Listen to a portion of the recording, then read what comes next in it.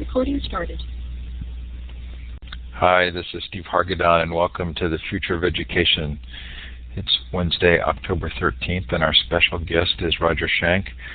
Roger, I put the glamour shot of you up on this screen, and then I put a fuller one.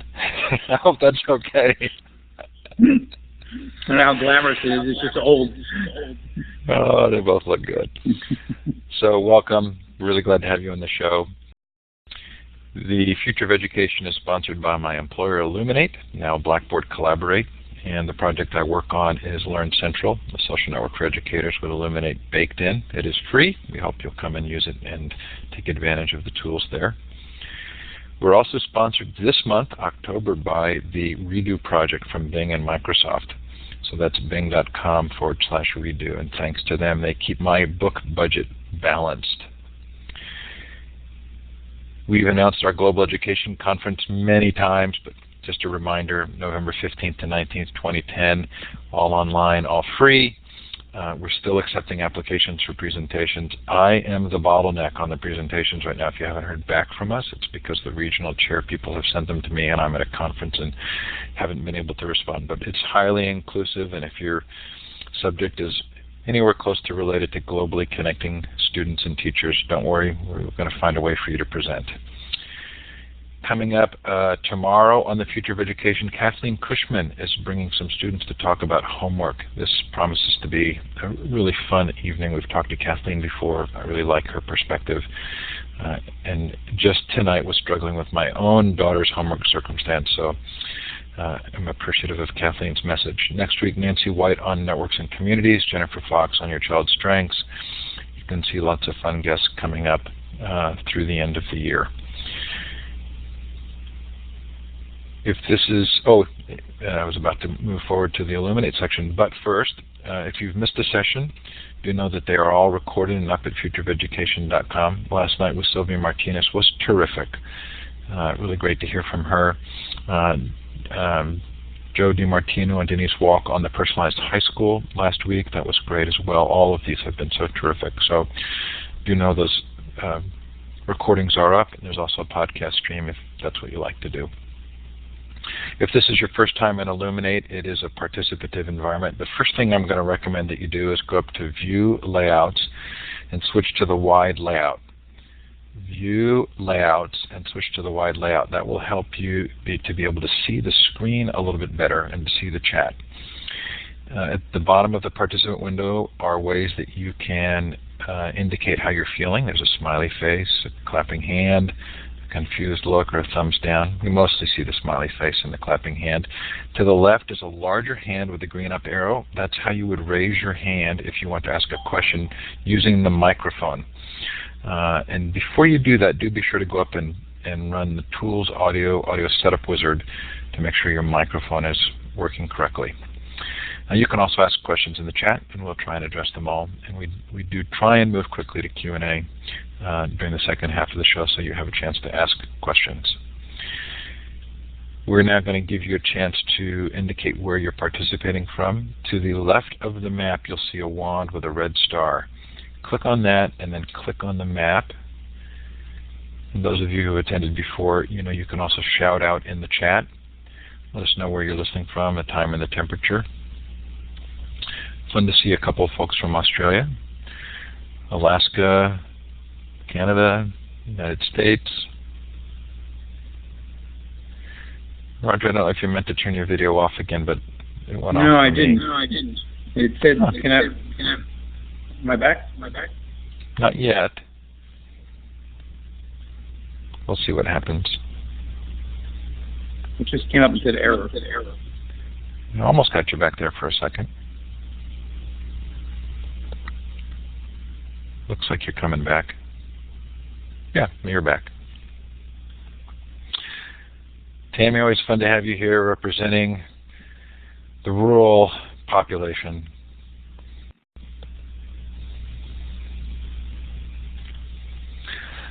So, Roger, I really am delighted that you've come on the show. There's an interesting thing that's happened a couple of times when we've had guests on that haven't been a part of the normal discourse in the educational technology community. And I think you'd fall into that category. I think you're very well known outside of the community of people in Classroom 2.0 and Future of Education, but maybe new to a lot of us. So I'm hoping that we'll get a chance to learn from you. I'd like to call tonight Roger Schank 101. So give you a chance to kind of tell us about the variety of things that you think about and how they relate specifically to how we think about teaching and learning.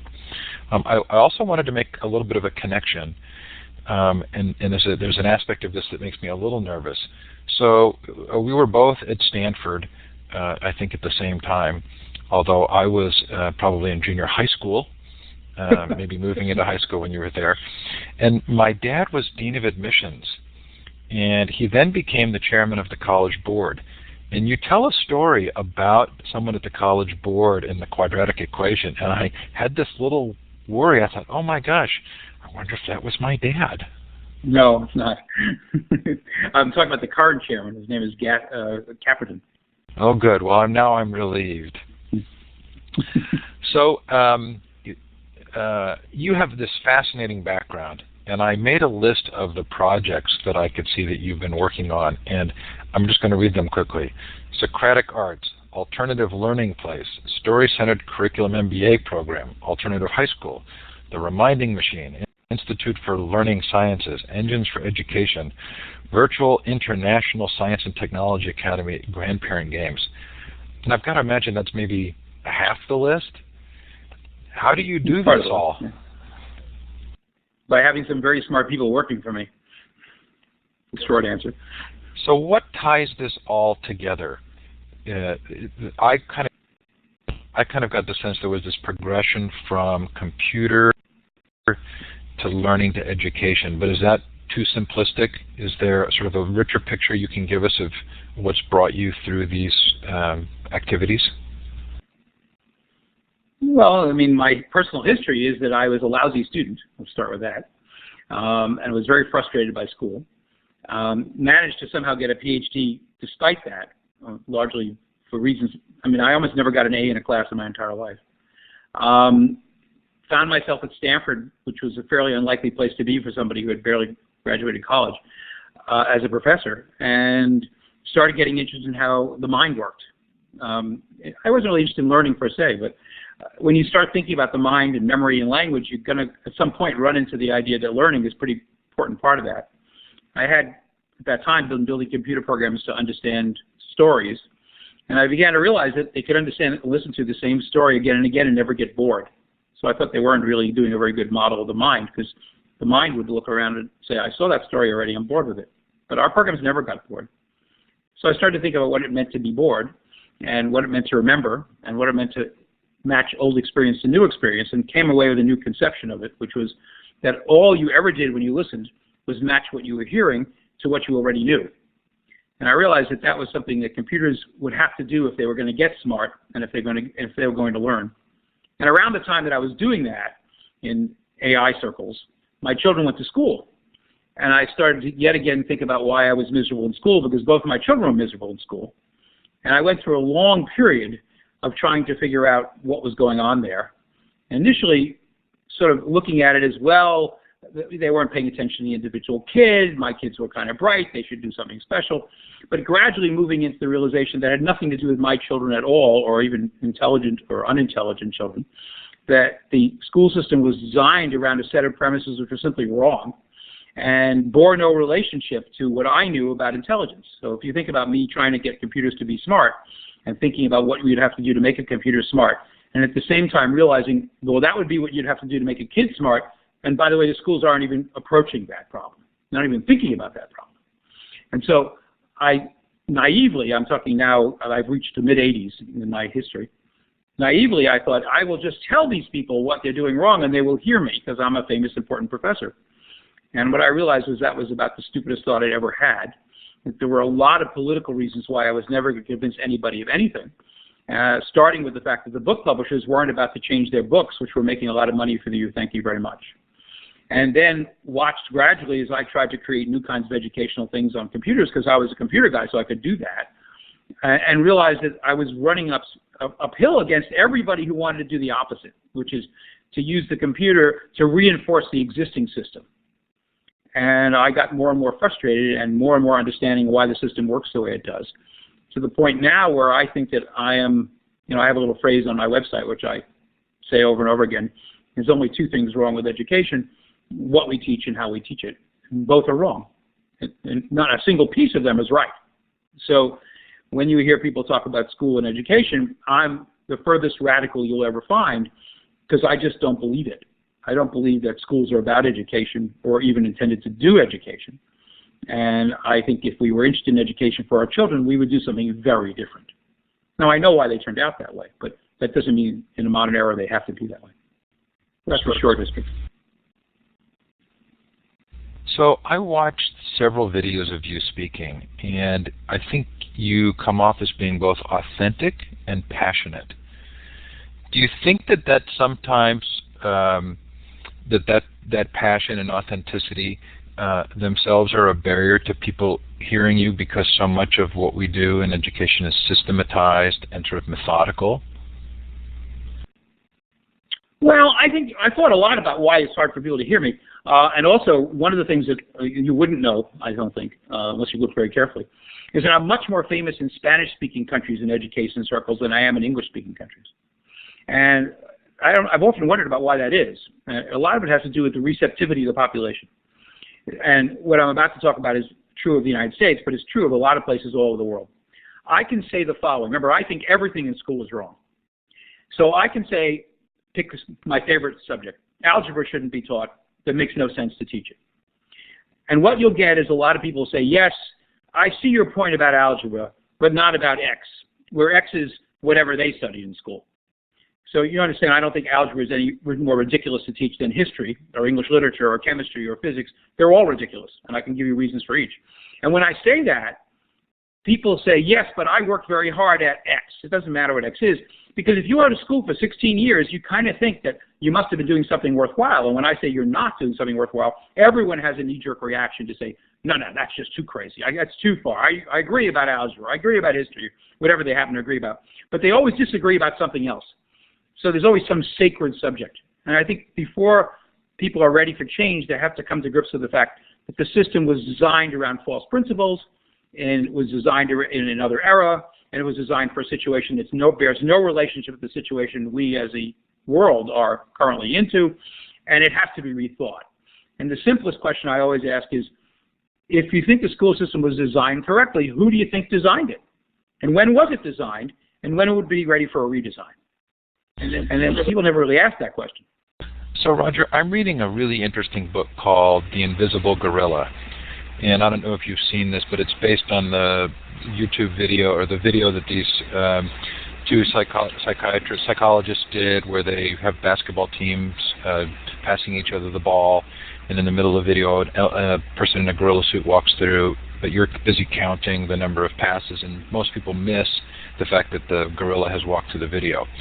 And it's a really interesting book, and it makes the point that in 6 areas, we have illusions about how our brains work that aren't actually correlated to reality, one of which is attention, and the other is memory, and one is knowledge, and one is confidence. And they sort of debunk each of these areas. Is there a degree to which we just have a wrong cultural perception of what learning is, and that's sort of at the heart of the reason people don't want to change, is because we tell ourselves a story about teaching and learning that just will always, or that sort of perpetuates itself? Yes, there are a number of those misconceptions. One of the misconceptions, which is just simply obvious to most people who think about it, is you can't learn anything by being told. Now, that idea has been around since Plato. John Dewey led the charge on this in America, and he said, you can only learn by doing. He said, but I've been saying this for a long time and no one listens. No, he said this in 1916. He said, and no one listens. He says, I think the reason is because you can't learn by hearing. So, of course, no one's listening, which is right. You can't actually learn from other people. And anybody who's been a parent recognizes this, that children have to make their own mistakes, that you can tell them don't do X and they're going to try and do X anyway, that their experiences are their teachers. The best you can do is be a guide. And so when we have the idea that a teacher or a trainer will stand up in a room and say things and people will hear it, that's just wrong. And what I do in lectures quite often is I ask people, how many exits are there in a 757 and what do the green lights mean, and how do you open the fire door, and people all look at me blankly, and I say, you've only heard this video 100 times, 1,000 times, depending on how many times you fly, and you have no idea where are the life rafts located on the 757. I bet you not a person in the audience knows the answer, despite having heard that video I don't know how many times, because people don't learn by listening. And if you wanted to teach people how to get ready for a flight emergency, you'd put them through a simulation of the flight emergency. Now, we know why the airplanes don't do that, but why does that explain why the schools don't do that? So we ought to be asking ourselves, how can we give kids experiences, not how can we tell people stuff? So that's the first and most important fallacious assumption. The second most important fallacious assumption is that there's stuff worth telling anyhow. And as it happens, I'm in Pennsylvania on the Delaware River today, and I had yet another example of the kind of thing that I think is true, which is that people say, oh, it's very important to learn history. You can't be an American if you don't learn American history. And every American in the audience knows the iconic picture of George Washington crossing the Delaware, standing in the ship with people behind him, braving the wilds of the waters. But as it happens, I'm right now at a place called Washington Crossing, Pennsylvania. It's where Washington crossed the Delaware. It's so narrow at that point you could throw a baseball across from one side to the other. The picture does not depict what actually happened. And so we have this idea that if you don't know who George Washington is, what kind of American are you? When there's no need to know anything about George Washington. It's nonsense. And so each subject that you look at and think about as being, you must know this, and my favorite, of course, is the quadratic equation. You must know the quadratic equation. That's because it's on every single SAT test. But it's never used by anybody in actual life. So why would we teach it? Now, I actually know why it's taught. Most people don't. And the reason it's taught is it really strikes at the heart of what the issue is. That in 1892, when the curriculum was actually designed by one person, which it was, by Charles Eliot, who was the president of Harvard, who was copying the Harvard curriculum at the time, word for word. So guess what courses they taught at Harvard in those days? Physics, chemistry, biology, history, English, algebra, geometry. Guess what? Exactly what equals the high school curriculum. So first off, Harvard has new subjects since 1892, not true of high school. Why do we teach algebra? Because on Charles Eliot's subcommittee, there was a guy named Professor Fine, who was the chairman of the Princeton Math Department, who was selling an algebra textbook. And so he made a point of making sure it was required so that everyone would buy his book. Is that a good reason to be learning this garbage? It's garbage. And people come up with things that think, well, it teaches you to think. Nonsense. It's the same nonsense that you had to learn Latin to teach you to think. It's just things people make up to justify things they don't understand why they're doing them. So when we have the entire country hysterical about math scores going up and math scores going down, when no adult knows the quadratic formula unless they are a teacher of it or have just recently tutored their children in it, you have to ask yourself the question, what could possibly be the point of this? And I get passionate about it because I'm angry. How many generations of student interest can we lose by teaching them stuff they'll never need to know, that they, in fact, are smart enough to know they don't need to know? Ask them. They know it. They know they don't need to know it. And yet we ram it down their throats. So we have a really sick system. So I want to ask you some questions about stories, but I've been traveling and I haven't actually been able to read your book, Tell Me a Story. So can you kind of give a picture of what your thoughts are about stories so that I don't embarrass myself when I ask my next set of questions? What does the book Tell Me a Story describe? Well, I just told you a story that I've told about 1 million times. Okay, it's my little rant about quadratic formula. I have, it turns out, many stories. As an experiment, I once wrote a bunch of them down. Just when I got to 100, I got tired. But there are stories I tell that are just those stories about my life that I would tell the students or my children or anybody to make a point. We all are collections of lots of stories we tell. They're not stories that start out, once upon a time there was a little girl. They're stories about, hey, when I was in this situation, you mentioned Stanford, I have a lot of Stanford stories. Things I learned about academic life through my first academic job at Stanford. And we tell these a lot, and over time, they become the only thing we remember. We tend to forget life and remember our own stories. One of the reasons that we have an experience and we like to tell it to people is what we're doing is creating and rehearsing the story that will become the memory. And so part of my argument is that human memory is organized around stories and human dialogue is organized around story exchange. And that when you're in a conversation, what you're really doing is waiting for your opportunity to tell a story that you're reminded of by something that somebody else just said. And that's how conversation works, and that's how learning works, because when I match my stories onto your stories, I get wiser as a result of some mismatch, and it gets me to think about that. It's also why you can't understand a lecture, because if I'm giving a lecture to 1,000 people, each of those people is being reminded of things that they think of, the stories that in their own mind that my stories are reminding them of. And then they're making a match, and in a conversation they would interrupt me and say, this is what, something like that happened to me, or this is how I see it. But they don't get to do that in the lecture.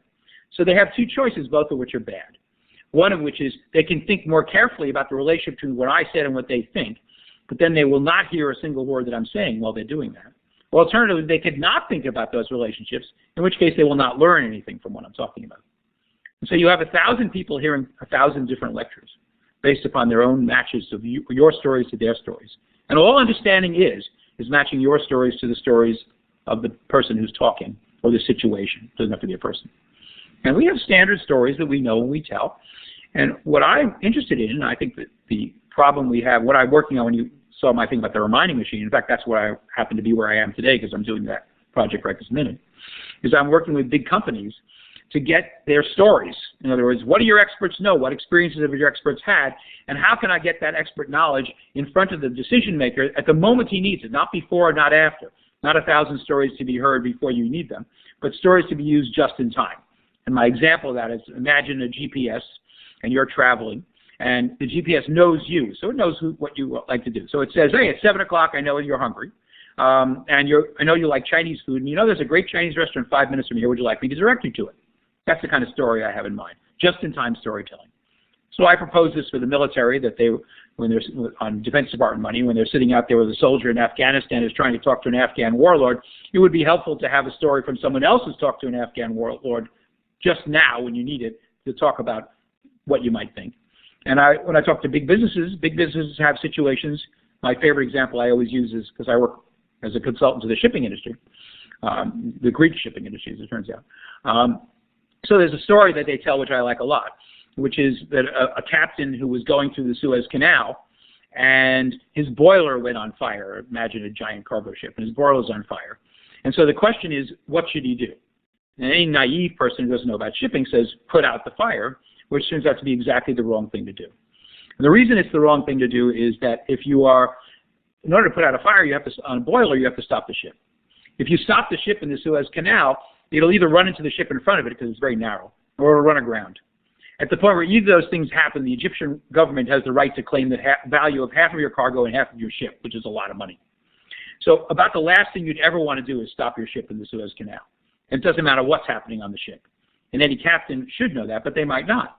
So imagine a situation where the system is smart enough to know you're in the Suez Canal, know you're the captain of a ship, to know the boiler's on the fire, and say to you, Captain, the boiler's on fire, I recommend not stopping the ship. So I'm just interested in just-in-time advice. The story can be one sentence. So do the technologies of the web, social networking, and blogging, can they be seen within the context of allowing us to share more stories? Is that part of what they're doing? Well, it could be what they're doing, but they're not. What they're doing is doing it in an ineffective way. So yes, that's right, you can decide to share your stories with certain people by Facebook, or by blogging, you're sharing your stories with you don't know who. But the problem with blogging is a better example. The problem with blogging is this. We have come to understand, remember I'm a technologist before I start all this, so we've come to understand that your blog will be found through Google. And Google is a keyword search engine. You can play with it. So for example, I learned that people were coming to my site by typing in the question, what should I go to school for which I did not have an answer. So I wrote a blog called What Should I Go to School For?, which I pointed out was ambiguous, and I'll answer both questions. And it is now, if you type into Google, you could try this out as we speak, what should I go to school for? The first thing you're going to find is my answer, because I'm tricking Google's stupidity of not understanding the question in the first place to make it so that my answer is the answer to that question. But that's not how it should work. How Google should work, if it were being designed by people who are interested in something other than 50s technology on steroids, which is basically what Google is you'd have to organize every story by the goals and plans and situations and advice which characterize the nature of the intent of the story. This is what I call an index. And we get reminded of one person's story of another unconsciously by constructing this index. We're very good at it. We can construct an unconscious index. And the story I always tell to explain that is what I call the steak and the haircut story. The steak and the haircut story is, once upon a time, a long time ago, I was complaining to my colleague Bob Abelson, with whom I wrote one of my first books. And I said, I keep asking my wife to cook steak rare, and she never cooks it rare enough. And he said to me, and I couldn't get my hair cut as short as I wanted it in England 30 years ago, which sounds brain damaged. And so Bobby Wilson was not brain damaged, so we went and thought about it for a while as to how that reminding could occur. And it turns out if you look at both those stories at the right level of abstraction, they're identical. What's the right level of abstraction? I was trying to get my steak cooked rare. It means I was asking somebody who agreed to do a service to do that service and who was capable of doing that service, but she refused because she thought the request was too extreme. That's the abstract characterization of that, which turns out to be identical to the haircut story. And so what you learn is that human beings are unconsciously, they don't know they're doing this, characterizing information in terms of high-level analysis like I just gave you, which are all, turns out, about goals, plans, and goal conflicts, and situations and conditions under which they occur. And so what we're trying to do is teach the machine to know that. So blogging in the future will be very interesting, because at some point we'll have a structured internet where you won't just be able to write a blog. You'll also have to provide the index. Say, this is the goal, this is the plan, these are the conditions. And then people will find it without looking for it by saying, here are my plans, here are my goals, and here are my conditions. And that's how just-in-time storytelling would occur. Then instead of just reading somebody and following their blog would find you at the moment of need, which is how humans behave. Humans don't just tell you all their stories. If they're sitting nearby, they tell the one that they think is most relevant to the situation at that moment. It reminds me a little of John C. Lee Brown. Are you familiar with his work? Well, John and I have known each other for 50 years, so I guess so. Okay. Hey, well, so I was looking on the web today related to Stories for You, and I came across this quote. We would like to imagine that we learn from the stories of others, but we really only do so when the stories we hear relate to beliefs that we feel rather unsure of, ones that we are flirting with at the moment, so to speak. So I'm wondering if we're at an interesting moment with regard to education, because it seems as though there's a more general sense that the stories that we've told about education no longer work. So is there an openness to new stories about education, and are you finding that people are wanting to have to sort of redefine those stories? Well, this is what I've learned about education in the last 20 years. I would go and say radical things like this 20 years ago. And if I was talking to an audience of teachers, which isn't something I do that often, but I would do sometimes, the teachers are very uncomfortable with what I was saying. But 20 years later, the world has changed. And I thank George Bush and President Obama for this. They've created a system which is so hostile to teachers. The teachers are now ready to listen. But the problem, of course, is teachers aren't in control. They don't have a control over the system. So, yeah, there are many people now ready to listen, but none of those people are in charge. Who's in charge of the education system, unfortunately, is book publishers and test makers and test graders. I live in Florida, where they spend, a figure I noticed the other day, $300 million a year on grading tests alone, on what they call the FCAT in Florida. So that industry is really big and really powerful and has lots of lobbies. And it's not going to get easily beaten. And one cannot convince the government because the government is in with them. And one cannot convince the teachers because the teachers are powerless. One has to simply build the alternative. And that's why you listed all those things I'm doing, the Virtual Science and Technology Academy, the Alternative Learning Place, Grandparent Games. These are all the building of the alternative. The idea of saying, look, I realize that the people who make money on education are not interested in alternatives. They're just interested in continuing to make money. So when you see the Washington Post give editorials on why testing is important, you ought to check to see that they own Kaplan Testing. And understand that there's a giant interconnection between the people who are publicizing and arguing why our test scores are up and test scores are down and we're not as good as Korea and all this other nonsense. They're making money on it. And it's a theme in this country, which is that people who make a lot of money control the dialogue. So I don't think we're going to convince people about how to change education. I think we just have to band together and change education. And that means finding people who care about it. And I have, as it happens, a billionaire friend who I often talk to, hopefully thinking he might want to finance education. And he's turned to me many times and said, nobody rich actually cares about education, which I think is true. So you have Bill Gates running around saying he wants to change education. He doesn't mean it. He wants to look good. He doesn't want to do anything radical. He wants to make schools look nicer or whatever. You don't have people out there really wanting to change education. I haven't found them. That's less true, as I said, in Spanish-speaking countries for some reason, where they actually do listen to me. I'm even better listened to in Pakistan than I am in the United States. There are people who want to change the system, but the system is really entrenched. So I'm also reminded of John Taylor Gatto, and I had Mr. Gatto on 2 or 3 months ago, and it was interesting to hear him talk because 20 years ago he was also in the extreme, and I feel as though he's now much more mainstream than he was before. Now he kind of quit education, and I get the sense that you're sort of saying the same thing, which is to make the change you do it outside and you create an alternate system. Are you familiar with his work? Well, I read his early books, yeah. I don't know what he's doing lately. I think he's old enough that I don't think he's doing much lately. Hey, so another quote that caught my eye was that you had sent an email out to your students, tell me something important I taught you. And that when they responded back, not one of those things came from actual classes. So if we shift gears here a little bit toward kind of what are the things that we should be doing in learning, does that help kind of springboard us into a discussion of what learning is and what it could be? Well, sure. I mean, let's understand what learning actually is apart from school, because after all, we learn long before we get into school. So here's an example. One of the first things I'd like to talk about is experimentation. Learning is about experimenting, and every child knows that, and they know that at the age of 1 day. They experiment from birth with, if I cry, does somebody come get me? If I stick this in my mouth, does it taste good? And they continue on with experiments all through their lives. I mean, we look at this badly when they're teenagers. They're experimenting with sex. Well, that's what they should be doing. So the sense of, I'm experimenting with X, and any child at any age is experimenting. When they're 3 years old and they're throwing something against the wall, they're experimenting to see how that works. When they throw a temper tantrum, they're seeing if that will control their parents.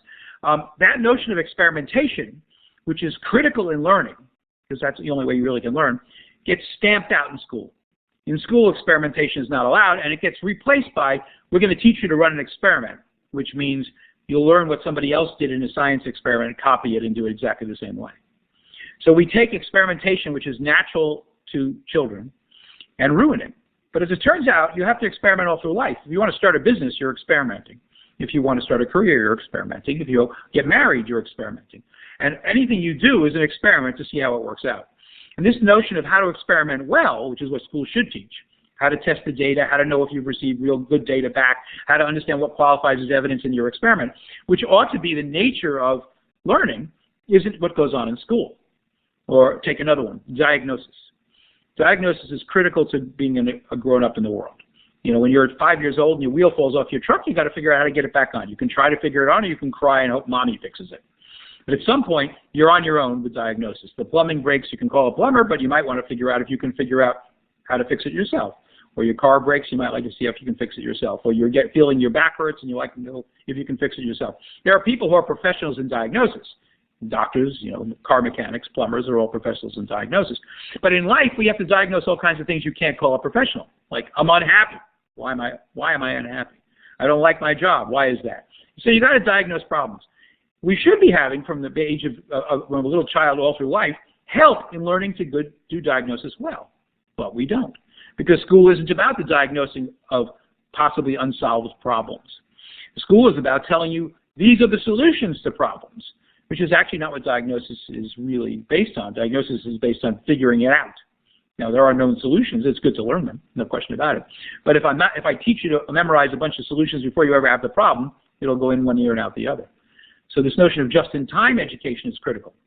But one of the problems you have in education is everyone should be on the same page on the same day, is the hallmark of the system, when we should be allowing kids to go where they want to go and do what they want to do. Now, I didn't used to be a big fan of homeschooling, because I used to think that I still think homeschooling has a serious flaw. And that flaw is that they're still trying to teach the kids the same curriculum. It's just, I'll teach algebra to them, but I'll teach it to them at home. I am a fan of homeschooling if you realize that the curriculum is wrong, and you've got to teach whatever the kids are interested in. Whatever the kids are interested in is the point. And I always like to illustrate this with the story about my son. Now, I have 2 children, both of whom are grown up at this point. My son, when he went to college, told me he wanted to major in history, and I said he would be paying for his own education if he did that. It was a waste of time. He said, what should I major in? I said, subways. Now, that may sound as an odd answer, but of course I knew my son. And from the age of 8 or 6 or whatever it was when he first went on the New York subway, to the point of 17 or 18 when he had this conversation, he had attempted to ride every subway system in the world. If I took him to Tokyo, which I did, he never got above ground. He rode the subways. He drew subway maps when he was 6. He even redesigned subway systems in his head. This kid was obsessed with subways. I said, major in subways. He said, how do I do that? I said, well, the school isn't going to help you major in subways, but that's probably somebody there knows about subways. Find out who he is and study with him. To make a long story short, my son has now a PhD in transportation and works on transportation design problems for the country. This is me paying attention to who he was. I did not have the goal for him to do subways. Right? It was a very funny goal, I thought, actually. But it was his goal, so I went with it. And I think the idea that a child should get to direct their own education under the tutelage of somebody smart who cares about them is what education has to be and always was in the history of mankind. This classroom idea is a recent invention. It's a terrible idea. Classrooms themselves are the problem. You have to not have them. I sometimes think when people talk lately, Obama's been talking about, we need better teachers. Really? If you put me, and I was a very good teacher in graduate school anyway, if you put me in front of 30 high school kids, none of whom wanted to be there, and had me teach them something, I would be out the door in 10 minutes.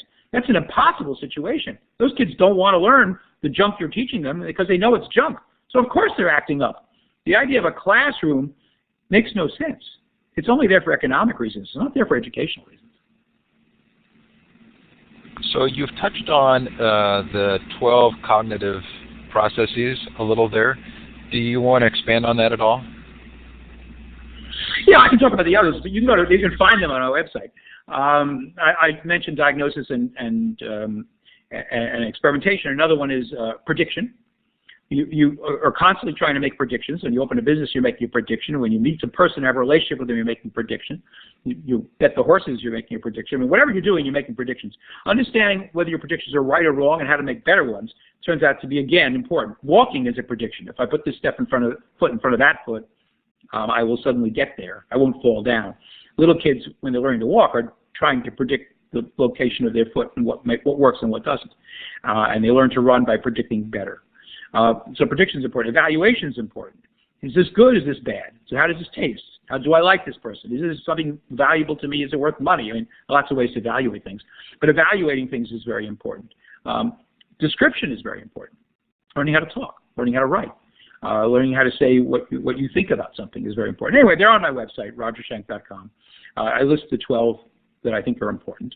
And they are, I'm not arguing should be a curriculum because I don't want somebody memorizing the 18 principles of diagnosis. What I'm arguing is that when kids learn things, that's what they need to be practicing to do. And now it doesn't matter in what context.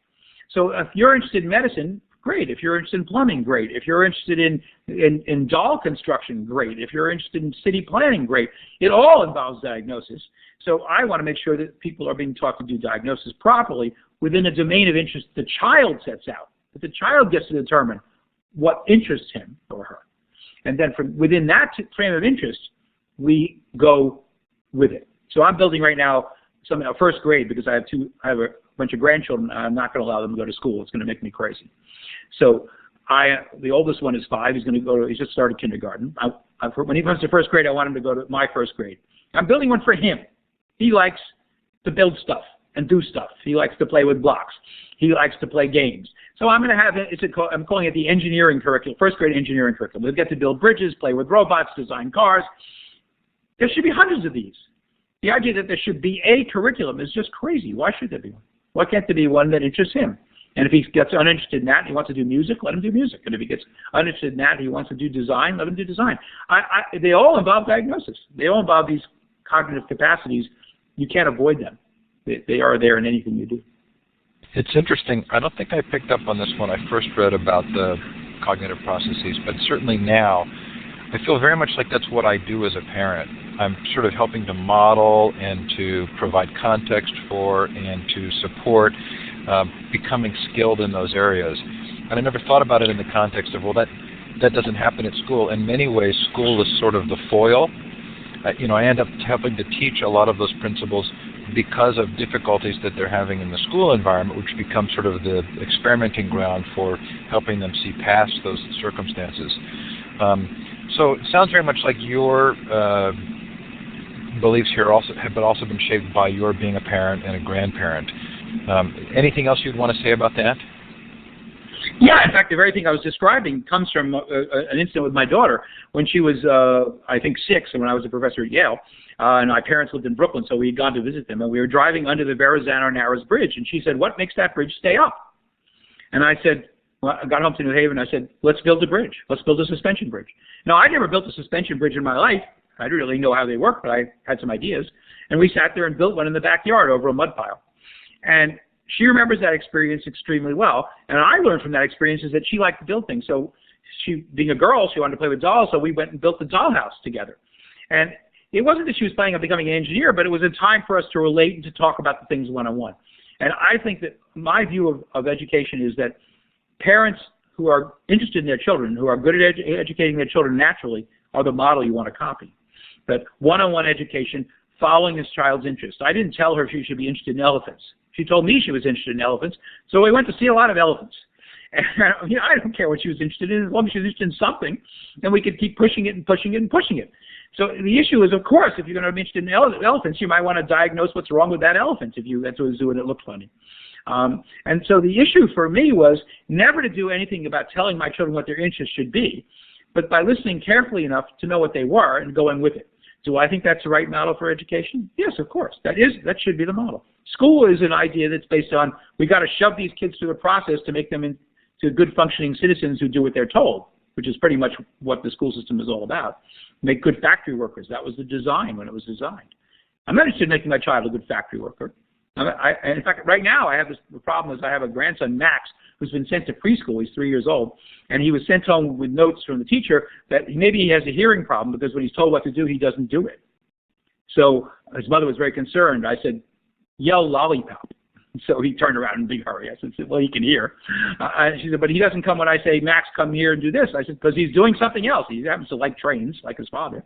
And he's playing with trains all the time, and he's not interested in what she's saying." So how do you interest him? Well, by bringing more trains. By saying, "Let's go for a ride in the metro." He was in Washington. "Let's go for a ride in the metro," which he loves. "Let's go for a ride on a different train." Or that's why I wrote the Grandparent Games program, so I can go online with him and say, "Let's see some trains in California. Let's see some trains in Utah," which is exactly what we do. I have a lot of videos of trains in there. And the idea that I'm not going it happens that I have train-obsessed son and train-obsessed grandchildren. I don't know why that is, but maybe there's a train gene. But one way or another, I don't care. I care that they be passionate about anything. That's what I care about. So I feel kind of funny even bringing this back to traditional education after all that you've said, but for those who are listening and who have and maybe watched the Personalized High School episode, I feel very much like a lot of what Roger's saying relates directly to the advisories and maybe helps to explain why those schools have such success when there's so much attention being paid to the individuals in those advisories. So we're going to move to Q&A in just a minute, but before we do so, Roger, are there other voices, if people are listening and they're really appreciating what you're saying, in addition to visiting your website, are there other voices that you recommend people might pay attention to? Well, I don't know. Here and there are people, you don't always know who they are. I mean, here's a guy that you've probably never heard of. His name is Steve Wyckoff. He used to be a superintendent of schools in some place in Wichita, Kansas, I think. And he once gave me a wonderful analogy. He said, if we taught basketball the way we teach education, he said, we'd have a year-long course in dribbling, a year-long course in foul shooting, a year-long course in the theory and practice of the game, but no one would ever play basketball. And there are people like that. There are leaders everywhere who write to me, who talk to me about this and that. They aren't necessarily famous names, but they're people who look at the system and are screaming about how broken it is. But it doesn't mean they can do anything about it. You can't fight McGraw-Hill, who is the people you have to fight, or Educational Testing Service. Even when you referred earlier to my talking to Caperton, who's the head of the College Board, and I said, you don't know the quadratic equation and you're making everyone teach it. It makes no sense. And he said, oh, it's good for you math guys. And I said, it wasn't good for me. I don't remember it either. But I said, why don't we change the system? And he got into it. He said, yeah, that would be nice. And he then pointed to, unintentionally, what the real problem in education is deeper than everybody else. And there's this old cartoon where you met the enemy and he is us. The enemy is actually college professors at the Ivy League schools, i.e. me and my cohorts. And that's because the curriculum and why everyone holds to the curriculum has been dictated by the colleges. The College Board is just doing what the colleges say. And the colleges are trying to make their lives easier. They don't want to interview everybody personally. They got into a lot of trouble anyway doing that early on because they would take somebody who wasn't the right color and get into trouble. So now it's all test scores and standardized so they can't be prejudicial, and you have to take, and then they start listing the things you have to take. 2 years of this, 10 years of that, 4 years of this. And I can tell you as an Ivy League college professor, it doesn't matter that you took that. This is just stuff they wrote in there to make their lives easier as admissions. But when you actually teach in college, you don't expect your students to know any of that because you know they weren't necessarily taught it well anyway. So you teach it again. So the idea that the colleges are intransigent about their admissions policies turns out to be the problem. Everyone imagines that kids are going to go to Harvard. And Harvard has a set of policies, which include the SAT and lots of algebra, that are completely backwards, that make no sense and don't matter at Harvard either. It isn't as if Harvard is using algebra. It's not. But you understand how deep this is, and I'll get off my hobby horse. One of my favorite stories is once upon a time I was building Columbia University Online. That's when there was lots of .com money, and Columbia wanted to work with me. And I have 2 stories to tell you that will explain the problem. The first is I decided to do the first-year college courses and put them online at Columbia. So I went to the college chemistry professor, and I said, what percentage of your students in college first-year chemistry are pre-med? And he said, all. And I said, what do you teach that's relevant to the future life of a doctor in first-year chemistry? He said, nothing. I said, is there chemistry you could teach that would be relevant to a doctor? He said, of course. I said, why don't we build that course? He said, oh, well, we can't. And he gave me 1,000 procedural and bureaucratic reasons why they couldn't.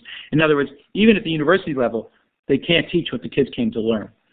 And the opposite story, which is also from Columbia, is an economics department there has a calculus requirement to be an economics major. So I said to the head of the economics department, because I was building first-year economics, I said, why would you have a calculus requirement? I don't really think you use calculus very much when you're an economist. He said, well, some people do, but that's not why we have it. We have it because there's no business major at Columbia, and most of our students want to be business majors, so therefore they decide to be economics majors, and we would be overwhelmed with economics majors, so we weed them out through calculus. And so when you're in the inside of the university system, which I was, you begin to understand that the university system is the problem, it's the source of the problem, and it's problematic even inside the university, that they're teaching courses there that make no sense most of the time. And it's all everyone wants to have a bachelor's from Harvard, but no one really asks the question, what did you really learn at Harvard that would be useful in your life? And, you know, because you can analyze the poems of Milton, it doesn't necessarily make you a useful citizen. So the issue of trying to create a nation of scholars, I love this phrase, scholar-athlete, is what our problem is. We ought to stop thinking about creating scholars and start teaching things that people could use.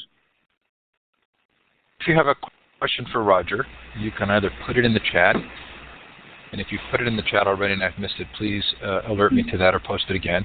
Or you can use, at the bottom of your participant window, you can use the large hand with the green up arrow to raise your hand and ask him a question, and we'll give you the microphone. And do be sure you've gone up to Tools Audio and run the audio setup wizard to make sure your microphone is working.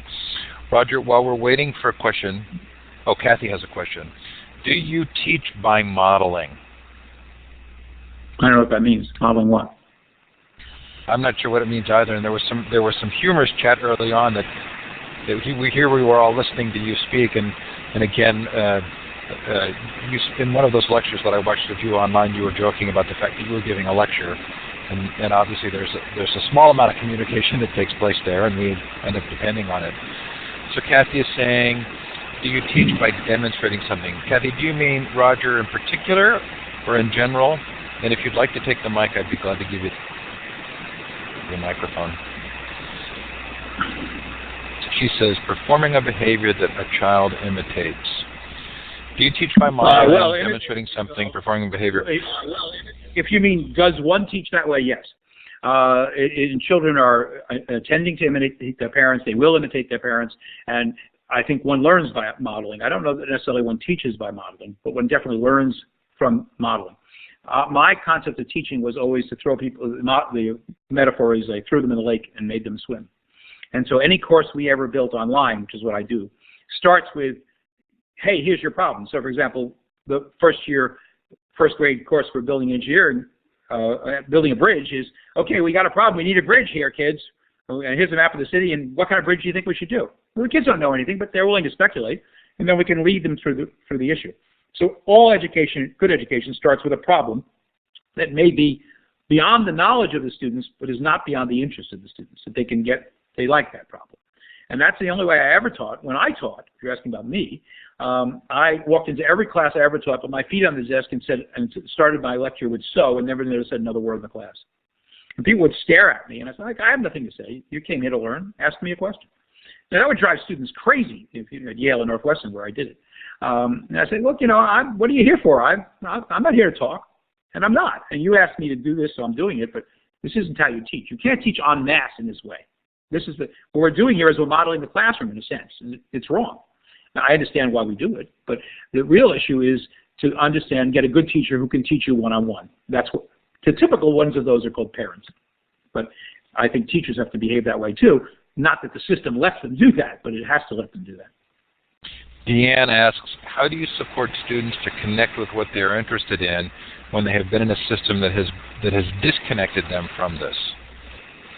No, I think that's a good question. I think it's very hard because when you have kids choosing what they want to do after they've graduated high school, they don't even know what the choices are. And so, of course, part of my game here, we have online, you can go look at it, a one-year, full-year health sciences curriculum, which is meant to answer that question within the domain of health sciences. So kids get to practice being a medical detective, they get to practice being a diagnostician, they get to practice running an emergency relief issue, they do various health things. And in the course of that year, they don't do anything else. And afterwards, they get an idea about some of the stuff that's out there, and they will have learned how to reason within those domains. And I think that the high school ought to be, if we had to have high schools, is a collection of 100 of these curricula, all of which are about different areas. And the kids pick 4. Each one lasts a year. If they pick 4 that interest them, that sounds good to them. And they should have a right to be able to get out of it if they get bored. But in the end, they're sitting around learning real skills in real domains so they can determine what they're interested in. The idea that we graduate kids from high school having studied the Harvard 1892 curriculum and then say, now go to college and pick a major, they don't know what the hell they're doing, so that's why you get English majors who are unemployable. I've just recently, for a project I'm working on, hired a kid with a PhD in archaeology. Why am I hiring him? Because he can't be hired. Also on my staff is somebody with a PhD in Russian literature. Also on my staff is a PhD in medical history. Why are people getting PhDs like this? They're not employable. So it's all very well and good to think about your interests, but you have to think about your interests within the context of something you like to do that somebody might hire you to do. And when you say that in university, you get funny reactions. So I can remember in 1981 when I was chairman of computer science at Yale, addressing the freshmen, and every chairman came in and said what they should major in and why their English major was great. And I said, one sentence, which was typical of me, I said, major in computer science and get a job. And I was booed by the freshmen. But that particular year, Microsoft hired every single graduate we had at Yale, most of which are now billionaires. So I wasn't wrong, at least not my view of the world, but I was wrong in the Yale ethos, which is, you have to become a scholar. I don't see it that way. So I've captured about 10 questions that have come in while you're talking, so we'll rapidly fire them. Martin asks, is this teaching skills for the 21st century without relying on the tools of the 21st century? No, I think my whole curriculum is built online so that kids can sit down and get involved in experiences and have online mentors there to help them. So it's absolutely about the tools of the 21st century. Okay, and Nick asks, shifting gears, curious if you're familiar with Jeremy Bailenson work and what do you think of it? No, I never heard of him. Okay, well, that's easy to move on. Coach Carroll says, I see on your blog conceptual processes, analytical processes, and social processes. Into which of these categories do you see reflective practices belonging? Well, you need to reflect on every single one of those things that you do. You need to reflect on your diagnosis, reflect on your ability to describe, reflect on your ability to evaluate. Reflection it's not a cognitive process so much as it's part of the process of thinking. So that's what thinking involves, reflection. Okay, I'm just going to keep going here. Tom says, using the example from Columbia Econ, how do you scale your system with N,000 students needing to learn and function in society where parents don't have the skills or the time, and how do we pay? Well, it's really easy. The problem I have is the people who are willing to allow us to build this thing. So here's an example. Okay, I am just finished building an MBA program. It'll be online. It's a totally experiential, entirely learned by doing. And the story behind it is very interesting. It was done out of a school called La Salle University in Barcelona, which was taken over as the president was the previous CEO of Epson in Europe. And he got to the president of the school because he had gone there, and they liked him. And he said, I wouldn't hire a single graduate of this university. It's a business engineering school, but I would hire none of these people at Epson. And so we went through what you actually have to be hired for, without academics determining the curriculum. So I actually have this online MBA program, which I have the intention to turn into a high school MBA program. Well, not an MBA, but a high school business program.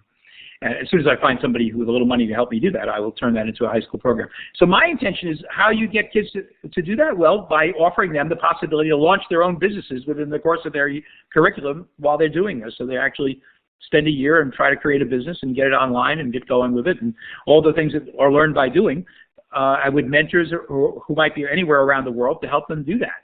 And the idea of local teachers, I think, is an ancient idea.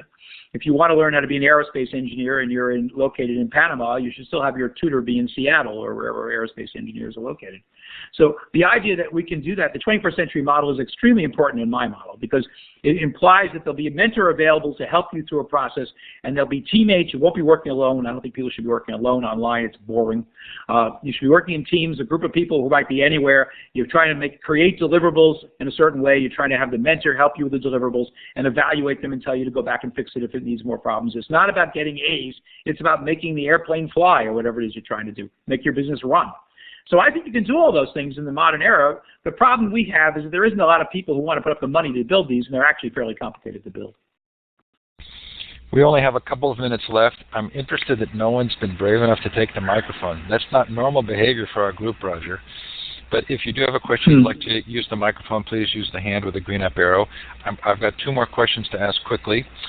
Kimberly says, why is it that some individuals are successful in the current school structure and some are not? What is the difference between the A student and those who fail or drop out? Well, as a C student, I can tell you this. I was successful because at some point I believed in my own abilities. And that point occurred somewhere in the first year of graduate school. Actually, up until that point, I didn't know why I was a C student. And I went to graduate school solely to avoid the draft, which was an important issue in those days. And at some point I realized, gee, I actually can outthink other people. I think the people who survive the system are people who have an inherent self-confidence. It's not about getting A's, because I know as doing graduate admissions for 30 years in a PhD program, I learned not to take people who got all A's, because what those were people who learned the right answer, memorized it, and sent it back. And they very rarely succeeded in a PhD program where they had to think on their own. So the issue is I don't view those people as successes. I think the successes of the school system are those who withstood it well enough to get a degree despite the problem, because the degree seems to matter in this country, but moreover came out with a passion and an interest and knew how to follow it. And there are people who do that. You know, they don't let school get in their way. It's not so much that school teaches them something, but they don't let school get in their way of what it is they wanted to do. So I'm going to be very embarrassed here because, Tony, you raised your hand, and for some reason I cannot give you the microphone. So here we have our one brave soul who's raised his hand. So, Tony, go ahead and ask your question in the chat. We've got 1 minute to go. And while we're doing so, I'm going to move the slide to the next slide and just say thanks again to Learn Central and Bing and Illuminate for hosting the session. I'll leave the sessions coming up here in the window. And while we're waiting for Tony to type, I am also going to clap.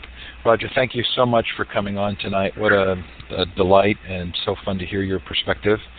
Tony says, where do you see education in 10 years? What's the ideal?